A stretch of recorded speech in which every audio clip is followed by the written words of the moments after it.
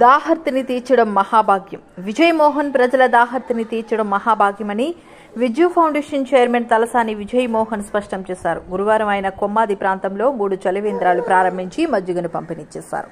ఈ సందర్భంగా ఆయన మాట్లాడుతూ యువత సామాజిక బాధ్యతను పెంపొందించుకోవాలన్నారు. ఈ సంవత్సరం తాను చలివేంద్రాలు ఏర్పాటు చేస్తాను, కానీ వచ్చే ఏడాది యువతని భాగస్వామ్యం చేస్తూ మరిన్ని చలివేంద్రాలు ఏర్పాటు చేసి దాహర్తులకు స్వచ్ఛమైన నీరుని అందిస్తామన్నారు.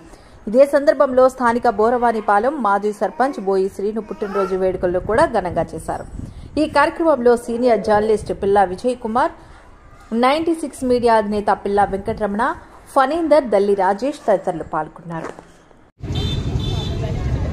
ఇప్పుడు వరకు మనం విజయ్ ఫౌండేషన్ స్కూల్ పిల్లలకి సహాయం చేయటము, క్రీడలందు ప్రోత్సహించడము, హెల్త్ జనాలకి వివిధ ఆరోగ్య సమస్యలకి హెల్ప్ చేయటము, కాలేజీలు అన్నీ చేసుకుంటూ వచ్చింది.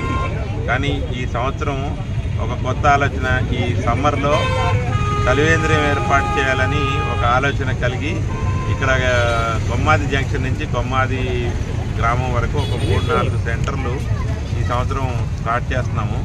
కానీ ఈ సంవత్సరం మేము మా కొమ్మాది యూత్, కొమ్మాది గ్రామస్తులు, చుట్టుపక్కల ఉన్న మన స్నేహితులందరికీ నేను డెఫినెట్గా మాట తీసుకుంటున్నాను. నెక్స్ట్ ఇయర్ వాళ్ళే వాలంటరీగా ఓపెన్ చేస్తారు.